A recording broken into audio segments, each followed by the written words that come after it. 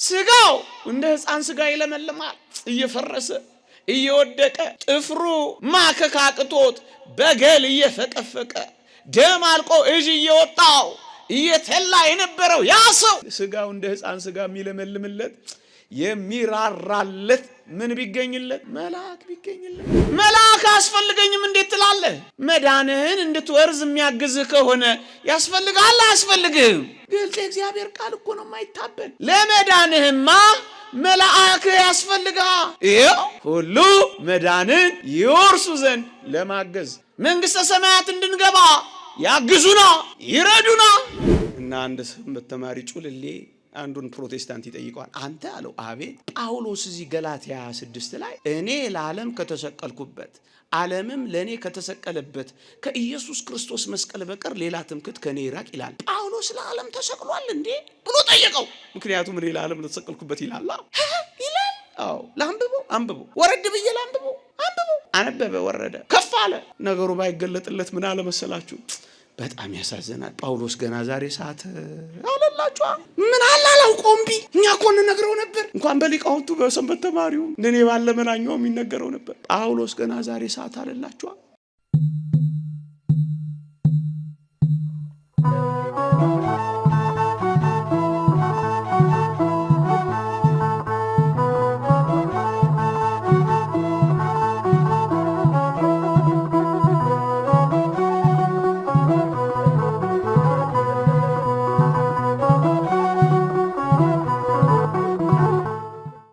በስመ አብ ወወልድ ወመንፈስ ቅዱስ አሃዱ አምላክ አሜን። እንደ እግዚአብሔር ቅዱስ ፈቃድ በዚህች ምሽት የምንማርበት የትምህርታችን ርዕስ ከሺህ አንድ በሚል ርዕስ ይሆናል። ከሺህ አንድ መጽሐፈ ኢዮብ ምዕራፍ 33 ቁጥር 23። መጽሐፈ ኢዮብ ምዕራፍ 33 ቁጥር 23 እንዲህ ይላል፣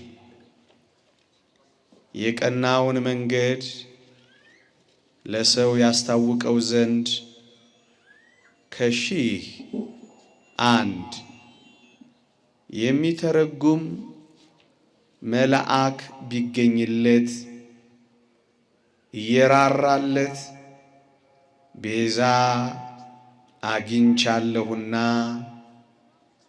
ወደ ጉድጓድ እንዳይወርድ አድነው ቢለው ስጋው እንደ ሕፃን ስጋ ይለመልማል፣ ወደ ጉብዝና ወራት ይመለሳል፣ ወደ እግዚአብሔርም ይጸልያል፣ እርሱም ሞገስን ይሰጠዋል ይላል። ስለ ቃሉ አምላካችን እግዚአብሔር የተመሰገነ ይሁን። የቀናውን መንገድ ለሰው ያስታውቀው ዘንድ ከሺህ አንድ የሚተረጉም መልአክ ቢገኝለት እየራራለት ቤዛ አግኝቻለሁና ወደ ጉድጓድ እንዳይወርድ አድነው ቢለው ስጋው እንደ ሕፃን ስጋ ይለመልማል፣ ወደ ጉብዝና ወራት ይመለሳል፣ እግዚአብሔርም ሞገስን ይሰጠዋል ይላል። ስለ ቃሉ እግዚአብሔር አምላካችን የተመሰገነ ይሁን። ይህን ቃል የተናገረው ከጻድቁ አባታችን ከኢዮብ ጓደኞች አንዱ ነው። ለኢዮብ የተመኘለት ከሺህ አንድ መልአክ ቢገኝለት ነው የሚለው። ወገኖቼ የወደቀው መልአክ መከራ ያበዛበት ኢዮብን የበረታ መልአክ እንዲያግዘው ተመኘለት። ታስታውሱ ይሆን? ኢዮብን መከራ ያበዛበት ዲያብሎስ ነበረ። የወደቀው መልአክ ነበር በመከራ ውስጥ የጣለው። መጽሐፈ ኢዮብ ምዕራፍ 1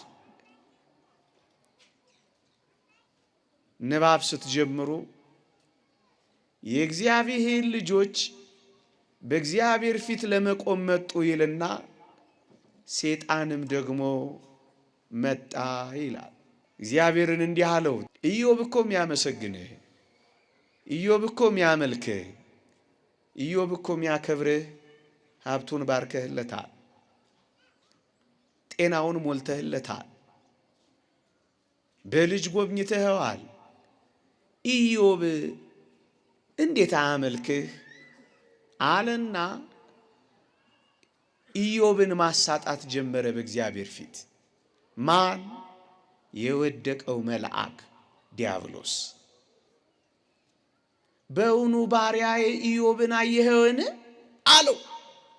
ምድር ዞርኋት አለና ነው ይሄን የተረከለት። እግዚአብሔር የልጆቹ ክብር ሲገለጥ ይወዳልና ዲያብሎስን ነፍሱን እንዳትነካ ስጋውን ግን በመከራም ብታሳልፈው የኢዮብ ክብር ይገለጣል። እኔን የሚያመልከኝ ስለ ሀብቱ እንዳልሆነ ይታወቃል አለና ዲያብሎስን ፈቀደለት መከራ እንዲያመጣበት። አንድ ነገር አስተውሉ ክርስቲያኖች፣ ዲያብሎስ እንኳን በሰው ልጆች ላይ መከራ ለማምጣት እግዚአብሔርን ይለምናል እኮ። ይሄው ተመልከቱት። ዲያብሎስ እንኳን በሰው ልጆች ላይ መከራ ለማጽናት እግዚአብሔርን ይለምናል እኮ።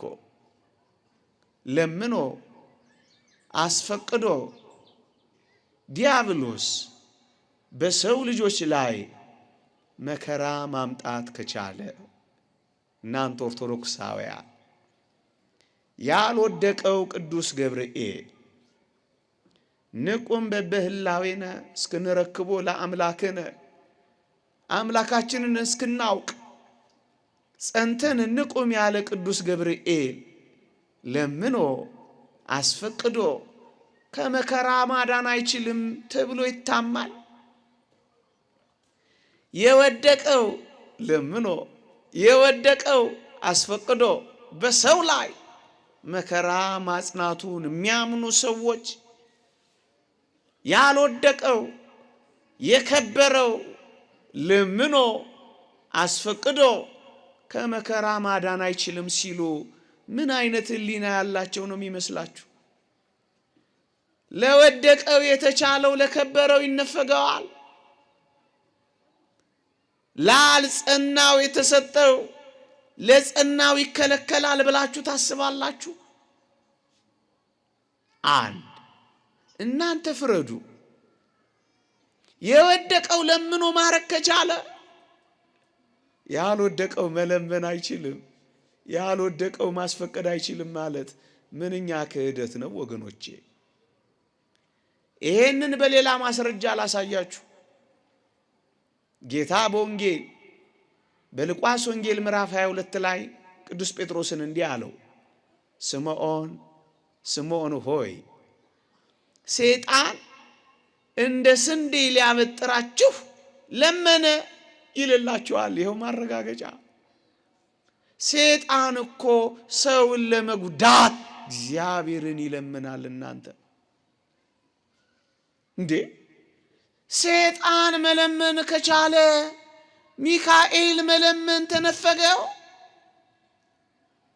ዲያብሎስ ለምኖ መከራ ማምጣት ከቻለ ቅዱስ ገብርኤል ለምኖ ከመከራ ማዳን አቃተው? ይህ ምንኛ ፍርደ ገምድልነት ነው!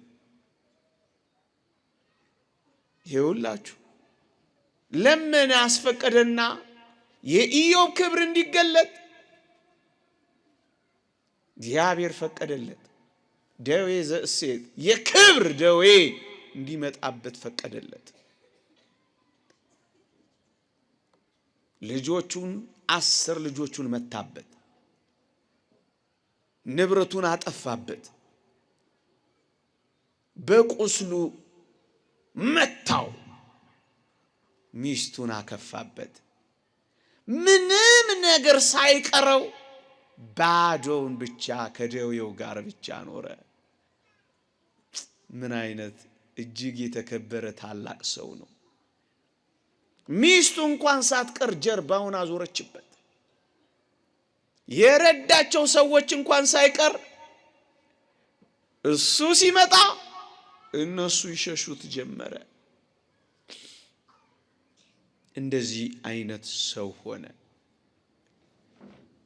መልአክ መከራ ያጸናበትን መልአክ እንዲያድነው ይህ ብላቴና እንዲህ ሲል ተመኘለት። ደግሜ ያነበዋለሁ። የቀናውን መንገድ ለሰው ያስታውቀው ዘንድ ከሺህ አንድ ሆኖ የሚተረጉም መልአክ ቢገኝለት። ምን አለ መልአክ በተገኘለት።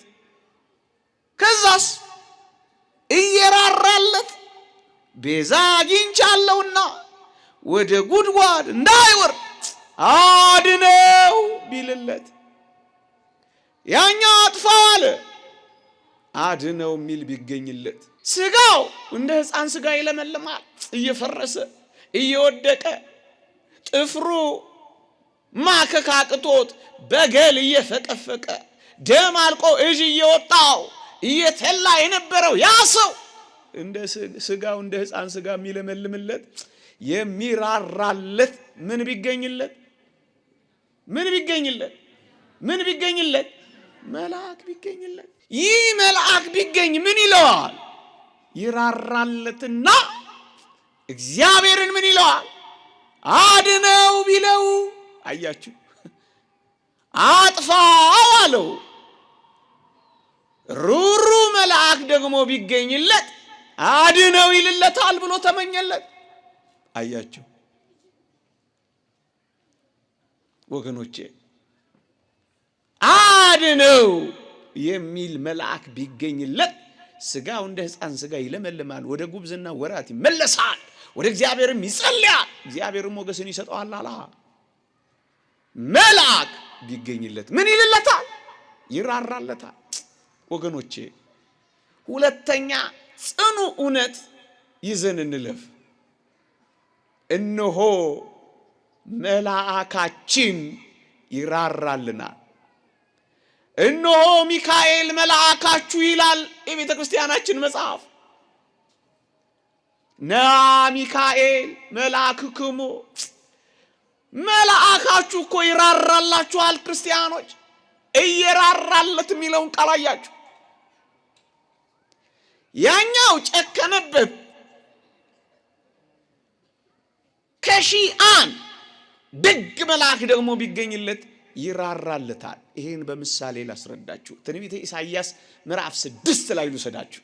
ነቢዩ ኢሳይያስ ንጉሥ ኦዚያን በነገሰበት ዘመን የንጉሱን ስህተት ሳይናገር ዝም ብሎ ይኖር ነበረ። በጸጥታ ሳይገስጸው ሳይነግረው ተው ሳይለው ይኖር ነበረ። እግዚአብሔር በዚያ ያዘነበትና በለምጽ ቀጣው ነቢዩ ኢሳይያስ። ንጉሥ ኦዚያን ሞተ። እግዚአብሔርን ከፍ ባለ ዙፋን ላይ አየሁት አለ። ወገኖቼ ጨካኞች ይሞታሉ። ርኅራኄ የሌላቸው አላውያን ነገሥታት ያልፋሉ። አረመኔዎችም ይሄዳሉ። እንዳትጠራጠሩ፣ ገዳዮችም ይሞታሉ። እነ ኦዚያን ያልፋሉ። የማያልፈው የንጉሱ የእግዚአብሔር ዙፋን ብቻ ነው። ከፍ ሲል ያየው እግዚአብሔርን ነው በዙፋኑ። ዝም ያላችሁ የማትገስጹ እውነት የማትናገሩ ግፈኞችን አፍ የማታዘጉ ቀን እስኪያልፍ ብላችሁ ዝም የምትሉ ሐሰትን ሐሰት እውነቱን እውነት ከማለት የምትደበቁ ግድ የላችሁም። ግፈኞች ያልፋሉ፣ ሴረኞች ያልፋሉ፣ ተንኮለኞች ያልፋሉ። ትላንትም ዛሬም ለእስከ ዘላለሙ ማያልፈው ንጉሱ ኢየሱስ ክርስቶስ ብቻ ነው። ሲያየው ደነገጠ፣ የፈራው አለፈ፣ ጭራሽ ያላሰበው አለ። ያን ጊዜ ነብዩ ኢሳይያስ ወዮ እግዚአብሔርን ከፍ ባለ ዙፋን ላይ አይቼዋለሁና ፈራሁ አለ። ከንፈሮቼ ረከሱብኝ፣ ከንፈሮቻቸው በረከሱባቸው ሰዎች መካከል ምኖር ወዮ አለ፣ አለቀሰ። ወገኖቼ ማልቀስ ጀምረን ይሆን በዚህ ዘመን? ከማልቀስ በቀር ምን ማምለጫ አለ? ወዮ ከማለት ሌላ ምን ፌሽታ አለ? አለቀሰ። ያን ጊዜ ይላል ከሱራፌል መላእክት አንዱ ሱራፊ እየበረረ ወደ እኔ መጣ አለ።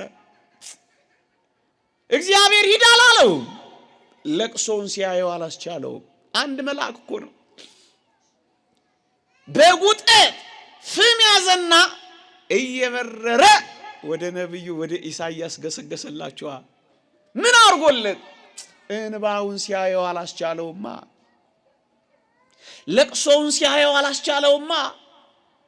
ራራለትና መልአኩ እየበረረ መጣለታ። እየበረረ ይምጣልንማ። በዚህ ዘመን እንባችንን እየበረረ መጥቶ ያብስልን። ይራሩልናል ያልኳችሁ እኮ ለዚህ ነው። በባህሪ አይዛመደው፣ በቦታ አይቀራረበው። ሲያለቅስ ግን ሲያየው ወዮ ብሎ ሲጸጸት ሲያየው ግን አላስቻለውም። በሮ መጣና ከንፈሮቹን ነካካለን።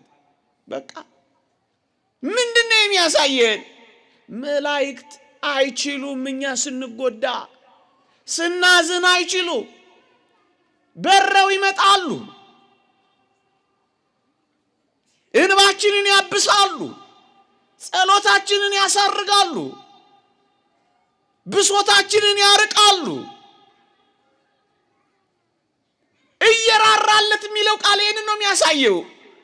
መላእክት ይራራሉ፣ ሩሩሃን ናቸው፣ አያስችላቸው። እየራራለት ቤዛ አግኝቻለሁና ወደ ጉድጓድ እንዳይወርድ አድነው ቢለው እንዲሁ እንዳይሞት ኢዮብ አድነው የሚል መልአክ ይገኝለት እያለ ተመኘለት። ወገኖቼ አድነው ብሎ ይለምንለታል። ወደ ጉድጓድ እንዳይወርድ እንዲሁ እንዳይሞት ሳታከብረው እንደተዋረደ ሰው እንደሸሸው ባዶ እንደቀረ ክብሩ ሳይመለስለት እንዳይወርድ ብሎ ይለምንለታል። ታዲያ ለሰይጣን የተቻለው ለመልአኩ ተከለከለ ሊባል ነው? አንድ የእግዚአብሔር ቃል አንብብላችሁ። ዕብራውያን ምዕራፍ 1 ቁጥር 14 ምን ይላል? ሁሉ መዳንን ይወርሱ ዘንድ ለማገዝ የሚላኩ መናፍስት አገልጋዮች አይደሉምን ይላል። ስለ መላእክት ሲያስተምር እኮ ነው ሐዋርያው ቅዱስ ጳውሎስ። ምን ያደርጋሉ? ሁሉ መዳንን ይወርሱ ዘንድ ለማገዝ ይላካሉ። አድነው ብሎ ይለምንለታል አለ። በሮ መጣለት አልኳችሁ። በሐዲስ ኪዳን ፍጹም በሆነችው አዲስ ኪዳንማ ገለጠው። ምን አለ? ሁሉ መዳንን ይወርሱ ዘንድ ለማገዝ የሚላኩ ናቸው አለ። መላእክት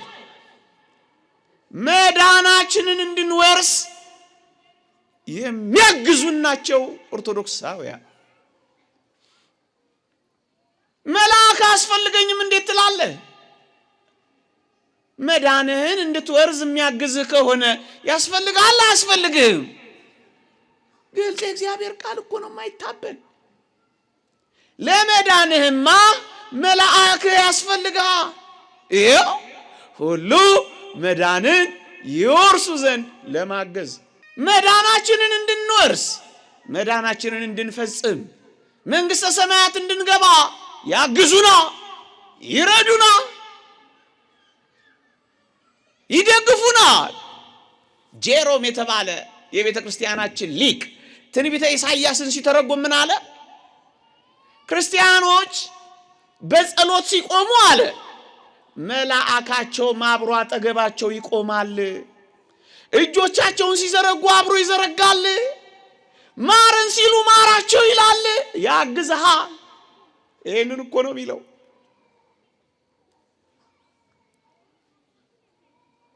ቅዱስ ጳውሎስ ስለ እገዛ ሲናገር በቆሮንቶስ መልእክቱ ላይ ምን ይላል መሰላችሁ? አብራችሁ በጸሎት ስትረዱን ይላል። ወገኖቼ እርዳታቸው በምንድን ነው? አድነው ብለው በመለመን ነው። መዳናችንን እንድንወርስ ይጠብቁናል። ይህን የእግዚአብሔር ቃል ማን ሊክድ ይችላል? የመላእክት የማዳን እገዛ አያስፈልገኝም ማን ሊል ይችላል? እንኳን መላእክት እርስ በርሳችን እንኳን ለመዳናችን ጸሎታችን ጠቃሚ ነው ይላል መጽሐፍ ቅዱስ። ሐዋርያው ቅዱስ ጳውሎስ ለተሰሎንቄ ክርስቲያኖች በጻፈላቸው መልእክት ላይ በጸሎታችሁና በኢየሱስ ክርስቶስ መንፈስ መሰጠት ለመዳኔ እንዲሆንልኝ አውቃለሁ ይላል። ያንዳችን ለአንዳችን መጸለያችን እንኳን ለመዳናችን ጠቃሚ እኮ ነው ኦርቶዶክሳውያን። እንኳን የከበረው መልአክ ጸሎትና ልመና ሁሉ መዳንን ይወርሱ ዘንድ ለማገዝ የሚላኩ መናፍስት ናቸው። ይሄን በመጽሐፍ ቅዱስ ማስረጃ ላሳያችሁ። ከኔ ጋር ናችሁ?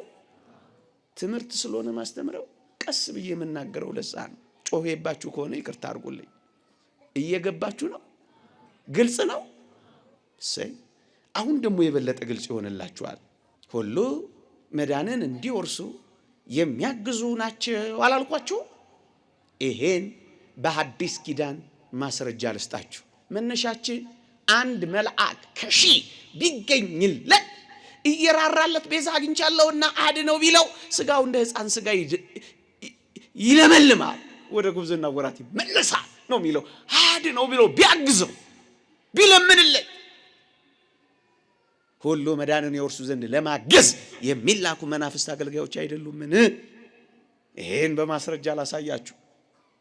በሉቃስ ወንጌል ምዕራፍ 13 ላይ ሁላችሁም የምታውቁት ታሪክ ነው። ሉቃስ ወንጌል ምዕራፍ 13 ቁጥር 6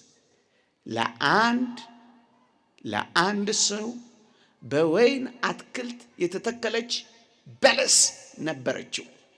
ፍሬም ሊፈልግባት መጥቶ ምንም አላገኘም። የወይን አትክልት ሰራተኛውንም ቁረጣት፣ ለምን ደግሞ መሬቱን ታጎሳቁላለች? 3 ዓመት እየተመላለስኩ ፍሬ አጣሁባት፣ ቁረጣት አለው። የወይን አትክልት ሰራተኛው ጌታ ሆይ ዙሪያዋን እስክኮተኩትላት ፋንድያ እስካፈስላት በዚህች ዓመት ደግሞ ተዋት፣ ወደፊት ብታፈራ ደህና ነው፣ ያለዚያ ግን ትቆርጣታለህ አለው ይላል። ይህ ጌታችን የሰጠው የምሳሌ ትምህርት ነው። አንድ በአንድ ልጠይቃችሁ ወይም ላስረዳችሁ። ይህ ምሳሌ ሲተረጎም አባቶቻችን እንደተረጎሙልን ለአንድ ሰው በወይን አትክልት የተተከለች በለስ ነበረችው የተባለው አንድ ሰው የበለሷ ባለቤት እግዚአብሔር ነው። ምን ማስረጃ አለ ካላችሁ ትንቢተ ኢሳይያስ ምዕራፍ 5 ላይ እነሆ ለወይኔ ያላደረኩለት ምንድን ነው? ድንጋዩን አወጣው፣ ወይን ተከልኩ፣ ሆምጣጤ አፈራ። እነሆ ስለ ወይኔ ምን ትከሱኛላችሁ እያለ እግዚአብሔር ሲካሰስ ሰሙታላችሁ። ወይኔ እያለ የተናገረው የወይኑ ባለቤትማ እግዚአብሔር ነው። የበለሱ ባለቤት እግዚአብሔር ነው። እሱም ምን አለ? 3 ዓመት እየተመላለሱ ፍሬ አላገኘሁባቸውም አለ። ወይን በለስ የተባሉት እስራኤል ናቸው። በየዘመናቱ እየመጣ ፍሬ ቢፈልግላቸው ፈፋ ለፈፋ መስዋዕት የሚሰዉ ጣዖት የሚያመልኩ ጀርባቸውን የሰጡት ሆኑበት። ፍሬ አጣባቸው። ባለቤቱ እግዚአብሔር ነው። በለስ የተባለው የሰው ልጅ ነው። በሰሙ ለእስራኤል ዘሥጋ በወርቁ ለእስራኤል ዘነፍስ ይተረጎማል። እነሆ በለስ ስታፈራ ጫፏም ሲያቆጠቁጥ በደጅ እንደቀረበ ወቁ የሚለው የደብረ ዘይት ምስጢር በለስ የተባሉ እስራኤል ናቸው ብለው ሊቃውንት ተርጉመውታል። በ1948 መንግስት መስርተዋል። አፍርታለች እስራኤል። በለስ እስራኤል ዘሥጋ፣ በለስ የሰው ልጆች 2። አሁን እኔ የምጠይቃችሁ የወይኑ አትክልት ሰራተኛስ ማን ነው? የበለሱ ባለቤት እግዚአብሔር፣ በለሱ የሰው ልጆች። የበለሱ ሰራተኛ የወይን አትክልት ሰራተኛውስ ማን ነው ነው ጥያቄ። ወገኖች እዚህ ጋር ትንሽ ላቆያችሁ። አንዳንዶች ወይኑ ማን ነው በለሱ ማን ነው ብለን ስንጠይቃቸው በጣም አስደናቂ መልስ ይመልሳሉ። እኔ የወይን ግንድ ነኝ ካለው ጋር ያጋጩና የወይን አትክልቱማ በለሱማ ኢየሱስ ነው ሊሉን ይወዳሉ። እንግዲያውስ ቁረጥ የተባለው ኢየሱስን ነው ብለን ስንጠይቃቸው መልስ ያጣሉ። እየሰማችሁኝ ነው? ሁሉም በየቦታው ሁሉም በየአንቀጹ እንጂ የሚተረጎመው ዝም ብሎ እየተመጣ አይደረገምም። በእውነት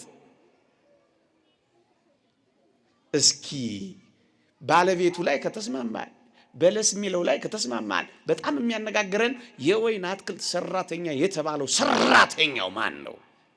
እነሱን በምሳሌ ላስረዳ ወይም አንድ በአንድ ላስረዳ።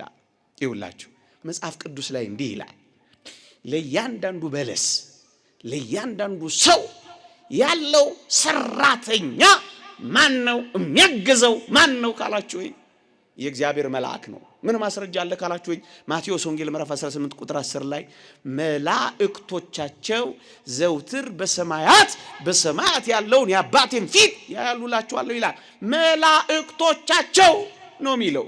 ሁለተኛ በእስራኤል ዘንድ ጠባቂያቸው የነበረ በለስ ወይን የተባሉ እስራኤል ከነበሩ የሰው ልጆች ከሆኑ የእስራኤል ጠባቂ ተብሎ ይጠቀስ የነበረው ማን ነው ካላችሁኝ ላንብብላችሁ በሞቴ በመንገዴ ኦሪት ዘጸአት ምዕራፍ 23 ቁጥር 20 ላይ በመንገዴ ይጠብቅ ዘንድ ወደ አዘጋጀሁትም ስፍራ ያገባ ዘንድ እነሆ እኔ መልአኬን በፊትህ እሰዳለሁ ይላል። ሁለተኛ ቅድም በጠቀስኩላችሁ ጋር ሁሉ መዳንን የወርሱ ዘንድ ለማገዝ ይልላችኋል። ይሄን ያዙና በመንገዴ ይጠብቅ ዘንድ ወደ አዘጋጀሁትም ስፍራ ያገባ ዘንድ መልአኬን እልካለሁ አለ። መልአክ 2 ሶስተኛ ማስረጃ ምን እንዳለ ታስታውሳላችሁ?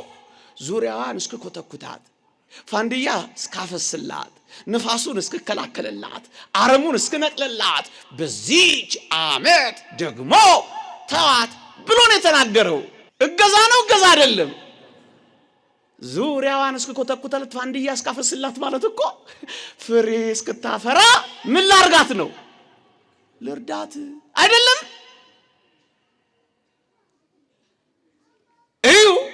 ሁሉ መዳንን የወርሱ ዘንድ ለማገዝ የሚላኩ ያለው እኮ ይሄንን ነው። ላግዛት፣ ዙሪያዋን ልኮትኩትላት፣ ላግዛ፣ ማዳበሪያ ላርግላት፣ ላግዛ፣ ንፋስ ልከላከልላት፣ ላግዛ፣ ውሃ ላጠጣት፣ ላግዛ፣ አረም ልቀልላት፣ ላግዛ። ሁሉ መዳንን የወርሱ ዘንድ ለማገዝ ይላችኋል። ይሄ ነው። ማን ነው ይሄ? ሁሉ መዳንን የወርሱ ዘንድ ለማገዝማ የተላከው ማን ነው? መልአክ ነው እገዛም ያደርግላት። መናፍስት አገልጋዮች አይደሉም። ምን ያለው ስለ መልአክ ስለሆነ ነው። ሶስተኛ አራተኛ እግዚአብሔር ቁረጥ ብሎ የሚልካቸው የሚያዛቸው ማንን ነው ካላችሁኝ፣ ማንን ነው የሚያዘው? እግዚአብሔር መላእክትን አይደል? ነው አይደለም? ማስረጃ አለ። መዝሙር 90 ቁጥር 11 መላእክቱን ስላንተ ያዛቸዋል ይላል። የሚያዘው መላእክትን ነው። የሚላኩ መናፍስት አይደሉም። ምን ቁረጣት ተብለው ይላካሉ፣ ለጣት ይላካሉ፣ ለምህረት ይላካሉ። የሚላኩ መናፍስት መላእክት ናቸው አይደሉም? አራት አሁን የመጨረሻውን ማስረጃ ላቀርብላችሁ። በወንጌላችን ቁረጣት ተብለው አጫጆች የተባሉ እነማን ይመስላችኋል? አጫጆች የተባሉ እነማን ናቸው? ቁረጣት አይደል ያለው? ቆራጮች በመጽሐፍ ቅዱስ እነማን ይመስሏችኋል? ኧረ ገምቱ። እርግጥ መጽሐፍ ቅዱስ በግምት አይሆንም። ላንብብላችሁ ምን በወጣችሁ። እንክርዳዱ ማቴዎስ ወንጌል ምዕራፍ 13 እንክርዳዱም የክፉ ልጆች ናቸው፣ የዘራውም ጠላት ነው፣ መከሩም ያለ መጨረሻ ነው፣ አጫጆቹም መላእክት ናቸው ይልልሃል። ቁረጣት ያለው ማንን ነው? ጠባቂ ነው ብያችኋለሁ። ቆራጭም ነው ብያችኋለሁ። ታዛዥም ነው ብያችኋለሁ። ደግሞስ ዙሪያዋን እስከኮተኩትላት ፋንድያ እስካፈስላት በዚህች ዓመት ደግሞ ተዋት። ምን እንድታረግ? ፍሬ እንድታፈራ። ምን እንድታረግ? እንድትድነዋ። ሁሉ መዳንን ይወርሱ ዘንድ ለማገዝ የሚደረግ እገዛ የመልአኩ ነው። ታዲያ የመልአክ አይደል የእግዚአብሔር መልአክ? አንዳንድ ሰዎች አይ ሐዋርያ ወንጌላዊ ነው ይላሉ። ለእያንዳንዱ ሰው አንዳንድ ሐዋርያ አለው እንዴ? እንኳን ለእያንዳንዱ ሰው ለዚህ ሁሉ ህዝብም አልበቃ። መኸሩ ብዙ ነው፣ ሰራተኞቹ ግን ጥቂቶች ናቸው ነው የሚለው። ውሸታቸውን ነው። መልአክ እግዚአብሔር ነው። ይሄው ሁሉ መዳንን ይወርሱ ዘንድ ለማገዝ የሚላኩ። ከዚህ በላይ እገዛ አለ? ለማዳን የሚደረግ እገዛ አለ? አንድ ቁም ነገር ደግሞ ላስነብባችሁ። ዙሪያዋን እስከኮተኩትላት ፋንድያ እስካፈስላት የሚለው ዙሪያዋን ሊቀመጥ የሚችለው ማን ይመስላችኋል? መልአክ ነው። በምን ማስረጃ አለ? እግዚአብሔርን በሚፈሩ ሰዎች ዙሪያ የእግዚአብሔር መልአክ እግዚአብሔርን በሚፈሩ ሰዎች ዙሪያ ምን ይላል? አታውቁትም? ይሄን ጥቅስ መዝሙር 36 ምን ያደርጋል? ዙሪያችንን የሚሰፍረው ማን ነው? የእግዚአብሔር መልአክ ነው። እናንተ ከዛ ምን አለ? እዩ በሞቴ ቁረጣት ሲለው ዝም ብሎ አልቆረጣትም። እጨዳት ሲለው ዝም ብሎ አላጨዳትም። ምን አለላት? በዚች ዓመት ደግሞ ምን በላት? አድናት። እውነት አሰብ ለመነላት አልለመነላትም? መልአክ መሆኑን አረጋግጥንላችሁ። መልአኩ ደግሞ ምን አረገላት? በዚች ዓመት ደግሞ ተዋት፣ ሁሉ መዳንን ይወርሱ ዘንድ ለማገዝ የሚላኩ ምኖች ናቸው? መላእክት ናቸው። መናፍስት አገልጋዮች አይደሉም? ምን አንዳንድ ሰዎች እና ባለቤቱ እግዚአብሔር ነው ካላችሁ መልአኩ ራርቶ ሲለምንላት አያችሁ? እየራራለት ቤዛ አግኝቻለሁና ቁረጣት ሲለው ዝም ብሎ ታዘዝ እንጂ አንተ አላለውም፣ ለምንላት። አንድ ቁም ነገር እዚህ ጋር ጨብጠን ለፋ። አንዳንዶች የሚጠይቁት ጥያቄ አለ። ምን አይነት ጥያቄ አለ መሰላችሁ? እና ለበለሲቱ ከኢየሱስ ወይም ከእግዚአብሔር ይልቅ የበለሱ ወይም የወይን አትክልት ሰራተኛው ራራላት ልትሉ ነው እንዴ የሚል ጥያቄ ሊጠይቁ ይሞክራሉ አንዳንዶች። አይ እንደሱማ አንለም። ሚራራላትማ እግዚአብሔር ነው፣ የበለጠ ሚራራላት። መልአኩ ደግሞ በደረጃው ይራራላታል። ታዲያ እሱ ቁረጣት ሲል ያኛው ራርቶ ለመነ ማለታችሁ ምንድነው ሊሉን ሲሞክሩ የኦርቶዶክሳውያን ብርቱ መልስ ምን መሰላችሁ? የበለሱ ባለቤት እግዚአብሔር ስንት ጊዜ ነው ፍሬ ለመፈለግ የመጣው ያልኳችሁ? 3 ዓመት። እውነት አስብ፣ 3 ዓመት። የወይን አትክልት ሰራተኛው ስንት ዓመት ነው የለመነላት? 1። 3 ዓመት የታገሳት ነው። 1 ዓመት ተዋት ያላት ነው የበለጠ የራራው። እየገባችሁ ነው? ገብቷችኋል? ሁለተኛስ ይኸውላችሁ ጠባቂ መልአክ ማስቀመጥ። ቁረጥ ሲባል የሚለምን ማስቀመጥ ራሱ ርህራሄ ነው? ርህራሄ አይደለም። የእግዚአብሔር ርህራሄ እኮ ነው እነሱን የሚያስቀምጠልን። ይሄ እንዴት ይካዳል ወገኖቼ? እውነት ሐሰት እንደ እውነት ሐሰት እያልኩ ምርጫ በዛውባችሁ ይሆን? እኔ ኮሌጅ ስማር እንደው አንድ ነገር ልንገራችሁና ልለፍ። ኮሌጅ ስማር እንደው የእግዚአብሔር ሥራ ስለሚደንቀኝ ነው። እስከ ጂ ድረስ ምርጫ ይፈትኑን ነበር መምህራኖቻችን። መምህራን ካላችሁ ይቅርታ አድርጉልኝ፣ እያሟችሁ አይደለም። እስከ ጂ ድረስ አሁን ለአንድ ምስኪን ተማሪ ምርጫ ያስፈልገዋል። ኤ ቢ ሲ ዲ ኢ ኤፍ ጂ ሰባት ምርጫ ምን ያደርጋል? አንድ ጥያቄ እሱ ብቻ መሰላችሁ? ኤም መልስ ይመስላል፣ ቢም ያስኬዳል፣ ሲም ያስጠረጥራል፣ ዲም ሳይሆን አይቀርም። ኢ ላይ ስትሄዱ ደግሞ ኤና ቢ ይልላችኋል። እንደው እናንተ ዝም ብለን መሰላችሁ እዚህ የደረስ ነው? ይሄን ሁሉ እኮ አልፈን እኮ ነው ብዬ ልፎክር እንዴ? ደግሞ እኮ በኢዝና በወዝ እኮ ነው የሚለያዩት። አስማት እኮ ነው የሚያደርጉት። አሁን ምስኪን ለአንድ ኢትዮጵያዊ ይሄ ሁሉ ምርጫ ምን ያደርግለታል? የሚያጭበረብር ምርጫ፣ ያው የሚያደናግር ቅንድብ ብንጥል እንኳን የማናገኘው ምርጫ እኮ ነው። እስከ ጂ ድረስ ቅንድባችን አያልቅም።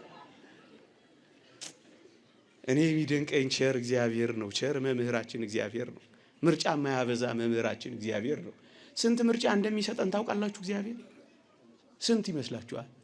2 ምርጫ ብቻ። ምንና ምን? ያውም የሚቀራረብ ነው፣ ያውም ለምርጫ የሚያስቸግር ነው። ኦሪት ዘዳግም ምዕራፍ 30 አንብቡት። 2 ምርጫ ይሰጣል። እሱም ሕይወትና ሞት። አቤት እናንተ መምህራኖቻችን እባካችሁ አታክብዱባቸው ለተማሪዎቻችን። ሕይወትና ሞት ምን ይገናኝ? አሁን ይሄ ለመምረጥ እኮ ያስቸግር። አሁን ለመምረጥ የሚያስቸግር ነገር እኮ ነው። እኛና አላችንን እያዞረን ያለው። ያውም ደግሞ እግዚአብሔር ቸር መምህር ነው፣ መልስ ይናገራል። እረፉት እንግዲህ። አሁን መምህራኖቻችሁ መልስ ይነግሯቸዋል። እግዚአብሔር ቸር ነው። አንብቡት ዘዳግምን። ሕይወትን አጥቁር ይላል። ይሄ ሁሉ መልስ ተነግሮን እምቢ ስንል ደግሞ እግዚአብሔር ዝም ብሎ አይተወንም፣ ያስኮርጃል። እግዚአብሔር መኮረጅ ይቻላል። እዚህ ቤት ይቻላል አይቻልም? ይቻላል አይቻልም? እንደ ሰማይ ከዋክብት የበዙልን ደጋግ ቅዱሳን አስኮራጆቻችን እኮ ናቸው። ምሰሉኝ ማለት እኮ ኮረጁኝ ነው። እውነት ሐሰት፣ ይሄ እውነት ሐሰት እኮ ነው እዚህ ውስጥ የከተተኝ። ደግሞ አፌ ላይ ይመጣል። እዚህ አዲስ አበባ ዩኒቨርሲቲ ነው አሉ ሰውየው፣ ጠና ያሉ መምህር ናቸው። እና አንድ ትልቅ አዳራሽ መፈተን ጀምረዋል። በእድሜም ገፋ ስላሉ ተማሪዎቹ ፈጣን ሆነው ኩረጃውን መቆጣጠር አልቻሉ። እና ያኔ ብላክ ቦርድ ነበር የነበረው፣ እንደ ዛሬው እንደናንተ ዋይት ቦርድ የለም። ምን ብለው ጻፉ አሉ ብላክ ቦርዱ ላይ? ሜክ ሹር ዛት ዩ አር ኮፒንግ ዘ ራይት አንሰር አሉላችኋል። ትክክለኛው መልስ እየኮረጃችሁ መሆኑን እርግጠኛ ሆኑልኝ አሉ። መቆጣጠር ካልቻሉ ምን ያርጉት? እሷን እርግጠኛ ሆኑልኝ አሉ። ከበለሲቱ ሰራተኛ በላይ የራራላት ማን ነው? ጌታዋ ነው። ትምህርቴን ልጠቅልለው። ሁሉ መዳንን ይወርሱ ዘንድ ለማገዝ ማለት ልመና ተዋት የሚል ነው። ይሄንን ማን ሊክድ ይችላል? እንቅደደው፣ እናውጣው፣ አያስፈልጉም እንበል። ይሄን በማስረጃ አሳይቼ ላብቅ። ወገኖቼ እስራኤል በባቢሎን ምርኮ ለ70 ዘመን ሲቀጡ ትንቢተ ዘካርያስ ምዕራፍ 1 ቁጥር 12 የምታውቁትን ጥቅስ ነው የምተርክላችሁ። 70 ዘመን መከራ ተቀበሉላችሁ። ከዛ ዘካርያስ አንድ ራእይ አየ። ምን አይነት ራእይ አየ መሰላችሁ? አንድ የእግዚአብሔር መልአክ እግዚአብሔርን እንዲህ አለው። ምን አለው? አቤቱ የሰራዊት ጌታ ሆይ እነዚህ 70 ዘመን የተቆጣቸውን የይሁዳንና የኢየሩሳሌም ከተሞች የማትምራቸው እስከ መቼ ነው አለው ይላል። እየሰማችሁ ነው? ማን ነው እንደዚህ የሚለው? የእግዚአብሔር መልአክ ምን አለው እግዚአብሔርን? እነዚህ 70 ዘመን የተቆጣቸውን የኢየሩሳሌምንና የይሁዳን ከተሞች የማትምራቸው እስከ መቼ ነው አለው። ሁሉ መዳንን ይወርሱ ዘንድ ለማገዝ እንዴት እንደቆሙ ላሳያችሁ ነው በተግባር። ይኸውላችሁ እቺን ጥቅስ ትንቢተ ዘካርያስ ምዕራፍ 1 ቁጥር 12 ላይ ታገኛላችሁ። መታቆት ይድመቅላችሁ፣ ያላነበባችኋት አንብቧት። ሃይማኖታችሁን በእውቀት ትከሉ እናንተ ኦርቶዶክሳውያን የመጣ የሄደው ሁሉ እንዳናውጻችሁ። ያውን አንዳንድ ዘመዶቻችን የወጡት የገበሬ ያስደንግጥ ጥቅስ የሚሉት አለ። ገበሬ ያስደንግጥ ጥቅስ የሚሉት አለ። ማርቆስ 18 ላይ እኮ ይላሉ። አረ እንዳትጽፉት እናቴ ቆዩ፣ እንዳትጽፉት ሌላ ታሪክ አለው። ማርያም አታማልድም ይላል ይሏችኋል። በራችሁ ቤት ገብታችሁ ማርቆስ 18 ስታዩ ማርቆስ 18 ምዕራፍ የለውም 16 ላይ ነው የሚያልቀው። ለካ ሊያስደነግጡ ነው ማርቆስ 18 ብለው የሚያዋክቡ። ለዚህ ነው እንዳትጽፉት ያልኳችሁ። ቁንጂ ኦርቶዶክሳውያን ጥቂት ብታነቡ እኮ ታስቆሟቸዋላችሁ። ጢስ የጠጣ እንጨት የማናነሳበት ዘመን ቢኖር ይሄ ዘመን ነው። በእውቀት ነው የምናሸንፋቸው።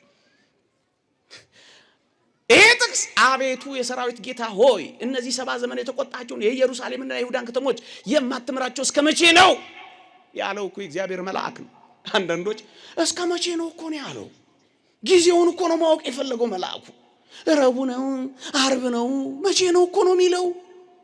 ማራቸው እኮ አይደለም የሚለው ጊዜውን እኮ ነው የሚጠይቀው ይሏችኋል። እኛ ደግሞ ምን እንላለን?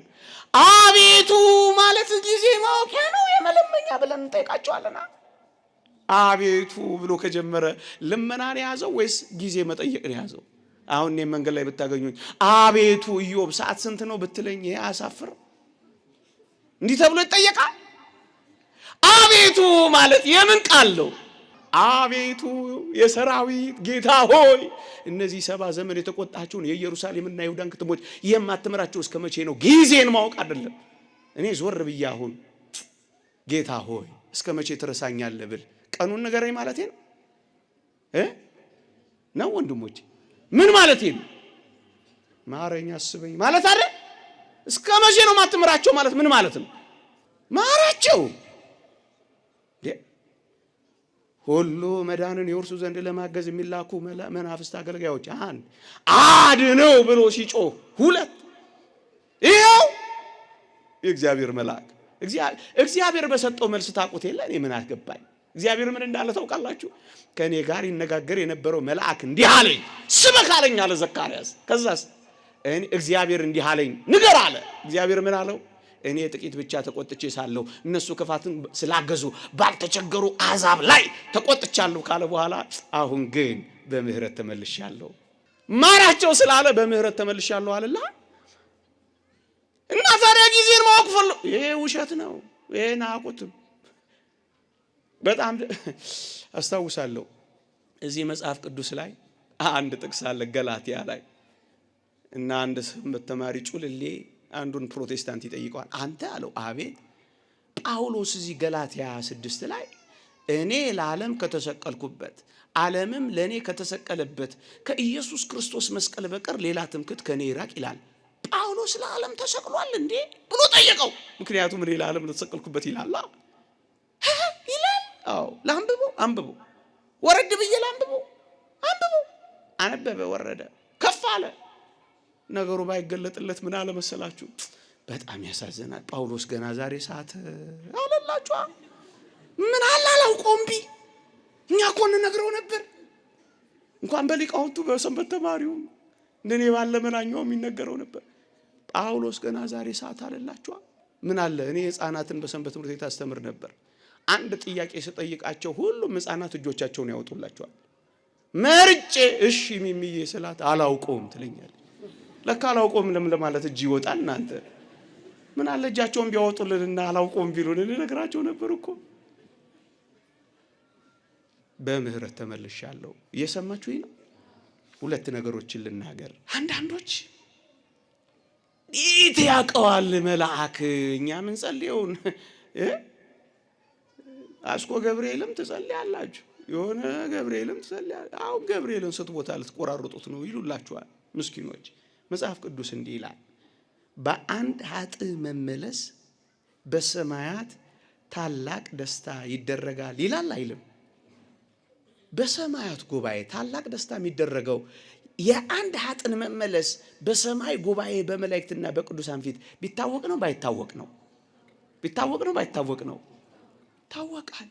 አንድ ሁለተኛ እግዚአብሔር መላእክቶቻቸው ይውላችሁ እግዚአብሔርን በሚፈሩ ሰዎች ዙሪያ ይሰፍራል ይላል አይልም? ይላል አይልም? እንዴ እግዚአብሔርን በምንፈራ ሰዎች መካከል ከሰፈረ ጸሎታችንን ይሰማል አይሰማም? ሰፍሯል ካልከን መቀበል ግድ እኮ ነው። አንድ ሁለት ሶስተኛስ መላእክቶቻቸው ከነዚህ ከታናናሾቹ አንዱን እንዳትንቁ ምክንያቱም መላእክቶቻቸው በሰማያት ያለውን ያባቴን እግዚአብሔርን ፊት ያሉ ያንዱን ሰው መናቅ ያያል አይም መልአኩ ነው አጠገብህላ ቀንም ማታም በፈረቃ እግዚአብሔር ያስጠብቃል። አራተኛ ጸሎትን የቤተ ክርስቲያንን ጸሎት የሚያሳርገው ማን ነው? የእግዚአብሔር ነው አይደለም? በመሰዊያው በታቦቱ አጠገብ ሁሉ ጊዜ የእግዚአብሔር መልአክ አለ። 9 መላእክት ቤተ ክርስቲያን ይጠብቋታል ይላሉ ሊቃውን። 2 ከደጅ በር፣ 2 እዚህ ጋር፣ 2 ቅኔ ማህሌት፣ 2 ቅድስት ውስጥ፣ አንድ ደግሞ ቅድስተ ቅዱሳን ውስጥ 9 መላእክ አሉ። ዝም ብለህ ዘውዘው እንዳትል እጅህን ኪስ ከተህ ዝም ብለህ እንዳትስቅ። መላእክት የከበቧት ናት። ጸሎት የሚያርገው በመላእክት እጅ ነው እና የሚያሳርጉትን ጸሎት አያውቁትም ልትሉ ነው? ከአይን ጥቅሻ በላይ ፈጥነው ነው የሚደርሱት። በሚሻቸው ዘንድ ከፍጥነታቸው የተነሳ ፈጥነው ነው የሚደርሱት። በጣም በቅጽበት ፀሐይ እንኳን ወጣ ምድር ላይ እስክትደርስ ስንት ሰከንድ ነው ይፈጅባል? ስንት ጊዜ ነው ይፈጅባል? እናንተ ተማሪዎች፣ እናንተ ምሁራን እስኪ ንገሩኝ። ፀሐይ ስትወጣ ስንት ይፈጅባታል? 8 ሰከንድ ብቻ ነው የሚፈጅባት። የእግዚአብሔር መልአክ ከፀሐይ ክብር በላይ ነው። ፀሐይ እንኳን 8 ሰከንድ ከፈጀባት የእግዚአብሔር መልአክስ ብዙ እንዳይመስላችሁ። ይቆየን እንዳላደክማችሁ። ከሺህ አንድ ሆኖ የሚተረጉም መልአክ ቢገኝለት እየራራለት ቤዛ አግኝቻለሁና ወደ ጉድጓድ እንዳይወርድ አድነው ቢለው ስጋው እንደ ሕፃን ስጋ ይለመልማል፣ ወደ ግብዝና ወራት ይመለሳል። ማን ቢገኝለት? ቅመሱት ብለናቸው እንለፍ። እኔ ጎላ ሚካኤል የሚባል ቤተክርስቲያን ነው ማገለግለው። ከዕለታት አንድ ቀን እንዲሆነ አንዲት እህት ሰንበት ተማሪ መቃብር ላይ ትወድቅና ሽባ ትሆናለች። 14 ቀን እየተጠመቀች 2 ሱባኤ ጸሎት ተይዞላት በ14ኛው ቀን እንዲሆነላችሁ ተጠምቃ ስትወጣ በሰሜን በወንዶች አንቀጽ ሁላችንም ለምዶብን በየበሩ እንሳለም የለ። እሷንም ተሸክመዋት ልትሳለም ዙር ስትል እንደሸክም ብርሃናዊ እጅ ታያለች። እኔ ማገለግልበት ቦታ እያስቀደስን ማለት ነው። ብርሃናዊ እጅ ታያለች። ነይ አላት። እኔ አዎ ነይ። ትደነግጥና ውሰዱኝ በር ላይ ለሷንም ይታያል። ልክ በሩ ላይ እንደሄደች ያናገራታል። ዲያቆኑ ዕጣን ያመጣልሻል፣ እግርሽን አብሽው ትድኛለሽ ብሏት ይሄዳል። እኛ እያስቀደስን ነው። እግዚኦታ እያለ ዲያቆኑ ይሄድና ንፍቅ ዲያቆኑ የዕጣን አንኳሮች ከሙዳይ ውስጥ ይሰጣታል። እግሯን አበሰችው። አፍታም አልቆየች፣ እግሯ ተፈታ። እኛ እግዚኦታ ስንል እናቷና እሷ እልልታ ያሰሙ ነበር። ቅመሱት በሏቸው። ቅመሱትና ቼክ አድርጉት። ከስብከታችን በላይ ቅመሱትና አጣጥሙት በሏቸው። ከሺህ አንድ ይቆየን። የእግዚአብሔር ቸርነት፣ የእመቤታችን አማላጅነት፣ የመልአኩ ምልጃ በረከት ረድኤት አይለየን። በሃይማኖት በምግባር ያጽናን። አጽራረ ቤተ ክርስቲያን ያስታክስልን። አሜን።